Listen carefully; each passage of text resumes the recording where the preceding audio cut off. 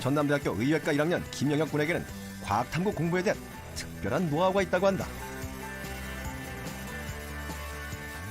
과학탐구는 과목별로 다르게 공부를 해야 할 것 같아요. 저는 그렇게 공부를 해서 과학탐구 성적을 올릴 수 있었어요. 과목별 특성을 알면 공부법이 보인다. 김영혁 군의 과학탐구 공략법을 지금부터 공개한다. 실패는 두 번 다시 겪고 싶지 않은 아픔이었다. 모진 마음을 먹고 도전한 재수 생활. 하지만 순탄치는 않았다. 여름 무렵 슬럼프가 찾아왔다. 문제는 과학탐구. 아무리 시간을 들이고 공을 들여도 성적은 마냥 제자리였다. 작년과 똑같은 결과를 받게 되는 게 아닌가 점점 초조해졌다.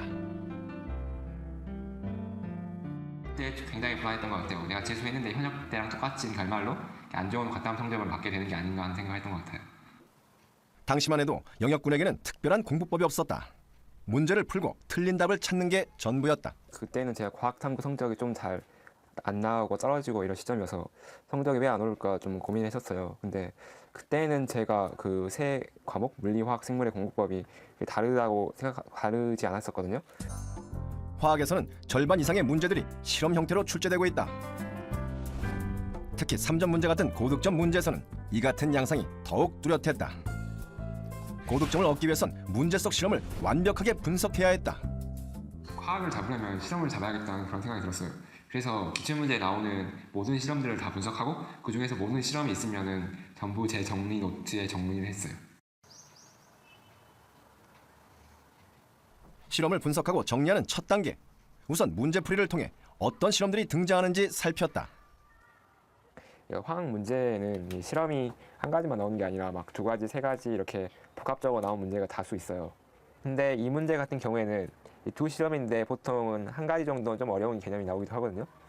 이 실험 같은 경우에는 그래도 조금 더 쉬운 실험이거든요. 흰색 앙금이 질소한 은과 뭔가 반응해서 흰색 앙금이 생겼다. 이건데 그렇게 어렵진 않아요. 근데 가하 실험 같은 경우에는 진한 황산과 염화 나트륨이 반응해서 뭐가 나왔다는데 그게 뭔지 잘 모르는 거예요. 문제를 푼 뒤 조금이라도 헛갈리는 실험에는 반드시 표시를 남겼다. 그 다음 해답지를 펼쳤다. 해답지 속 해설을 읽으며 이 실험이 어느 단원 어떤 개념에서 출제됐는지를 확인했다. 단원을 파악한 뒤에는 개념 공부에 들어갔다. 개념서를 통해 이 실험이 궁극적으로 어떤 개념을 말하고자 하는 것인지 전반적인 내용을 다시 한번 공부했다. 처음에 문제 속 실험의 의도를 몰랐다. 하지만 해설지를 통해 이것이 중화 반응의 온도와 부피에 관한 실험임을 파악했다. 다음, 개념서를 통해 실험과 해당 개념에 대한 전반적인 내용을 다시 정리했다. 실험에 대한 완벽한 이해가 가능해졌다. 이 실험이 제가 몰라서 표시한 실험인데 지금 염소산 칼륨과 이산화망간이 반응한 실험이거든요.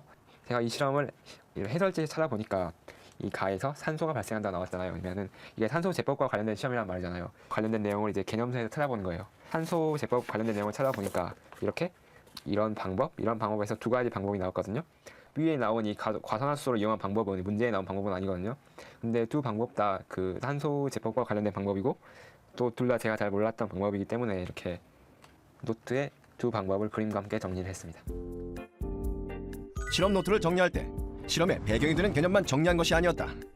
개념서를 찾고 공부하는 도중 연관된 내용이 나온다면 그 내용 역시 함께 정리해서 참고 자료로 사용했다. 실험 노트를 정리하는 또 다른 방법. 문제를 풀면 풀수록 다양한 실험들을 만나게 되는데 때론 같은 개념에서 출발한 다양한 실험들을 만날 때도 있다. 영혁 군은 이 실험들을 한 군데 모아 보기 좋게 정리했다.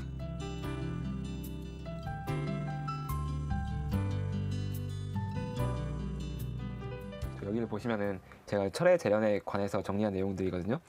근데 이 문제를 보면 이거는 2010년 9월 모의평가에 화학원에서 과정에서 나왔던 문제예요.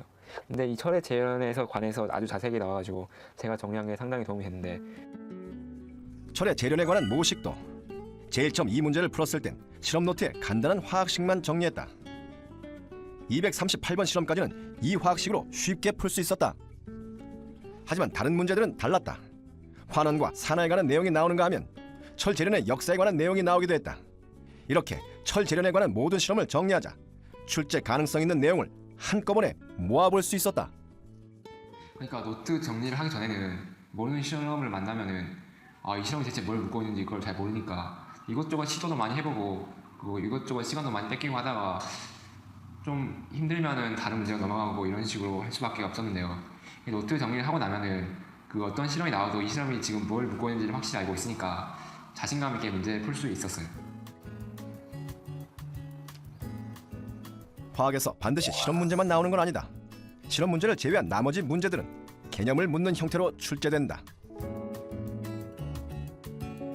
다양한 문제들을 풀면서 만난 다양한 실험들. 이것을 개념부터 결과까지 노트로 정리했다. 취약한 개념을 확실하게 정리하는 기회였다. 정리를 통해 다시 한번 재정립된 내용들. 이렇게 정리된 내용들은 개념 문제를 푸는데 큰 밑바탕이 되었다.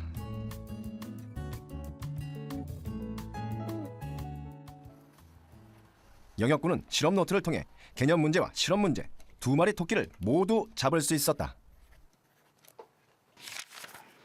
개념의 정리부터 다양한 실험 분석까지 완벽한 실험 노트가 완성됐다. 노트 정리로 모든 공부가 끝난 게 아니었다. 자투리 시간이 생기면 영혁군의 손엔 언제나 실험 노트가 쥐어져 있었다. 유달리 암기가 많은 과목 생물, 영혁군은 어떻게 공부했을까? 화학 같은 경우에는 개념은 분명히 아는데 이 개념을 어떻게 쓸지를 몰라가지고 헤매다가 틀리는 경우가 많거든요. 근데 생물 같은 경우에는 그런 경우는 없으니까 이 문제가 틀리면 내가 이 개념을 몰라서 틀린 것 뿐이니까 개념만 확실하게 암기를 하면은 충분히 만점을 맞을 수 있겠다는 생각이 들었어요. 갑자기 영혁군이 뜻모를 단어들을 쓰기 시작했다. 이 단어들이 바로 복잡한 생물 개념들을 보다 쉽게 기억하기 위한 낱말들이다. 이자에서 소화효소가 4가지가 나와요. 근데 이거를 그냥 외우려고 하니까 저는 너무 헷갈렸거든요. 그래서 여기서는 뭐 아밀라제, 리파제, 트립신, 키모트립신 4가지 호르몬이 나오는데 이거를 좀 안 헷갈리려고 한 글자씩을 땄어요.